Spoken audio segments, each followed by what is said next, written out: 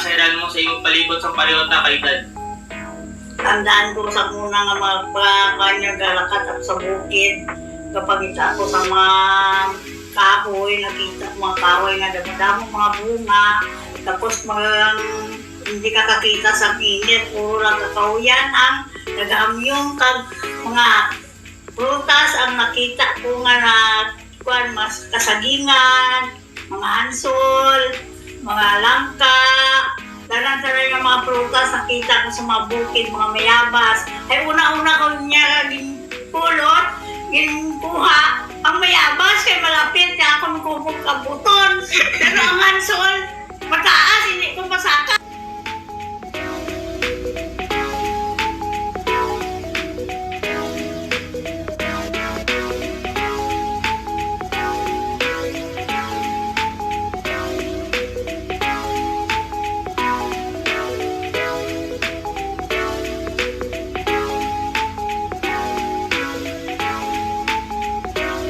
Kay darang kita, ano ang mga gusto mo, Brown?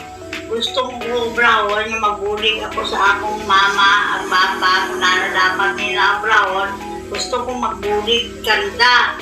Pareho abi kong magtigang, magpangahoy, magsagog.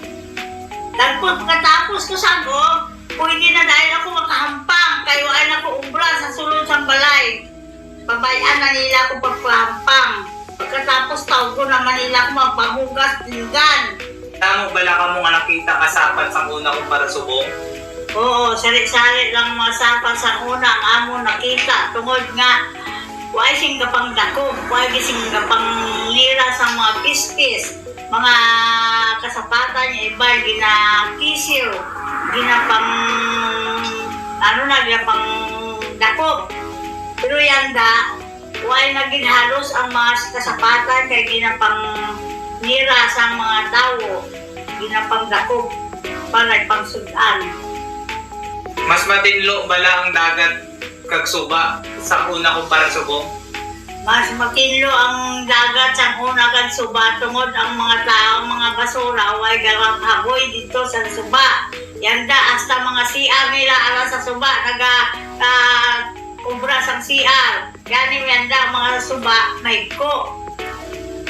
Hindi na ba madakpan sa madakop ang mata isda tungod nga may ko ng suba.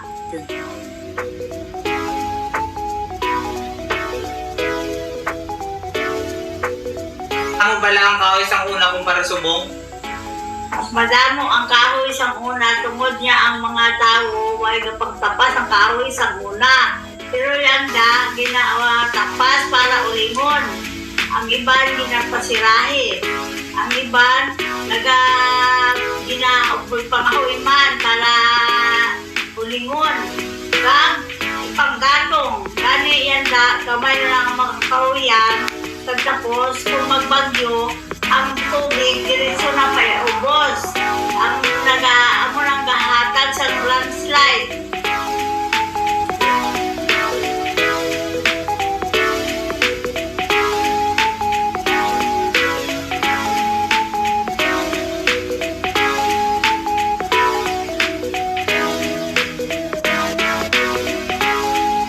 Ano ang malalagay mo sa mga kabataan subong? Ang malagay ko sa mga kabataan subong, ang magbulig sa ginikanan nila pag-abot balay. Tapos magkinuha sila sa ilang pag-eskwela. Hindi sila magbinarkada. Hindi sila mag-inom. Hindi magsigarilyo. Hindi maggamit ng mga malain yung mga gawakwan ng natugani ron. Druga.